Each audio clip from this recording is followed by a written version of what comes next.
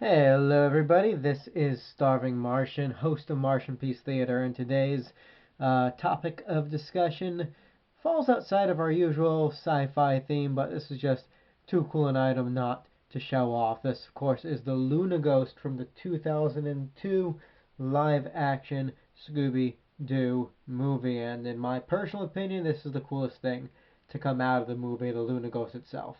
Um, Luna Ghost is the star, really, of the first 5 minutes of the movie. It's actually introduced as the case of the Luna Ghost, and then they wrap up the case and move on to the film proper.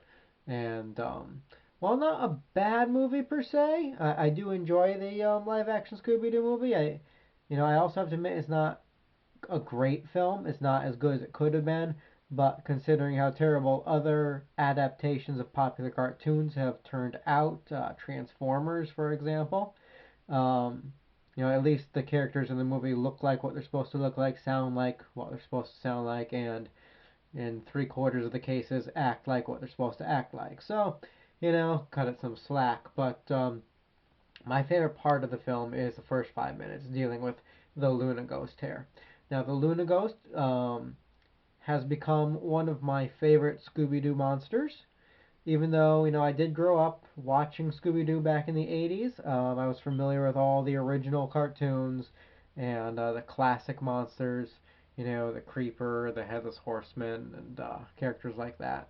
And so this is not a character I grew up with. I was in my early 20s before I saw the Luna Ghost.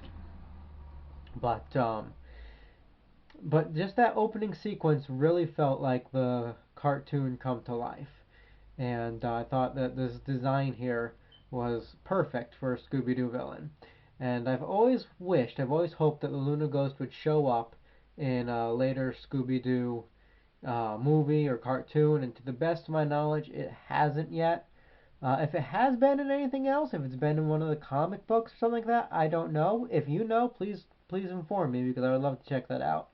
But as far as I know, the Luna Ghost has only appeared in this one movie.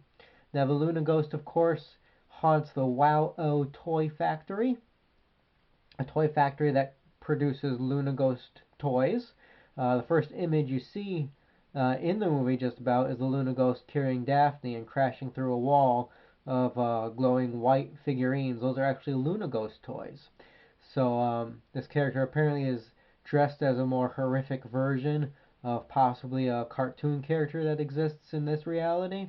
Wow Toy Factory also makes Pamela Anderson dolls, which are twice as scary. They might make skateboards. It's hard to say. There's one at least laying on the floor. Um, but the Wow Toy Factory has a problem. The problem being the Luna Ghost is haunting it. And so Mystery Incorporated gets involved and hunts this miscreant down and captures and unmasks him. And so if you have this figure, you yourself can have the joy of unmasking him. It's one neat feature of this figure is that the mask is removable. And there we have Old Man Smithers. That's the secret identity of the Luna Ghost. Of course, this looks nothing like the actual actor, and I suspect that the toy company just didn't want to pay for the actors like this.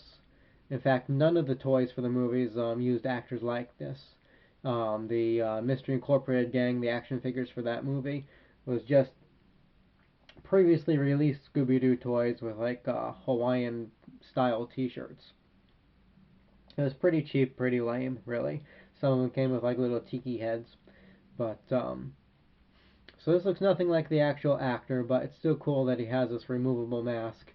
And let's pop that back on him and pull back out a bit. Alright, aside from the removable mask, that's the Luna Ghost's only real feature.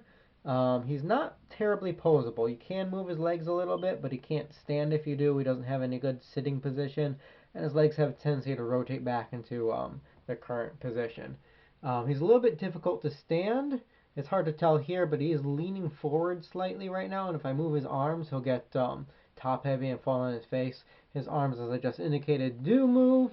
They come up They swivel all the way around, and he has some pretty good elbows. So he has a nice karate chop kind of thing going on, and same on the other hand as well. His detailing is excellent. Um, the detailing on the face especially. He's got nasty little teeth molded in there where the flamethrower would be in the live action version. The paint they use on this guy is phenomenal. His white looks almost like it should glow in the dark, but it doesn't. But just it's an metallic off-white. It's hard to describe. It's just there's something a little unpleasant about it, which is great. Same with goes with the gray that streaks through the figure and carries over to the back as well. It's this off metallic shade. Yeah, see with his hands up, he doesn't want to stand. So it's well detailed, well painted. It's got and you know I've seen a lot of figures that have removable masks, and the head is either too small or the mask is too big. But this one seems to be just in proportion, just what you would expect the figure to be or to look like. And so that's the Luna Ghost. You know, that's in my opinion the best piece of merchandise to come out of the Scooby Doo 2002 movie. It's pretty hard to find these days. They're pretty rare. They pop up once in a while, like on eBay, and they tend to run about at least $50 brand new. If you get one used, make sure it comes with the mask, and also make sure that the hair is well painted, because there is a risk of paint rub from taking the mask on and off.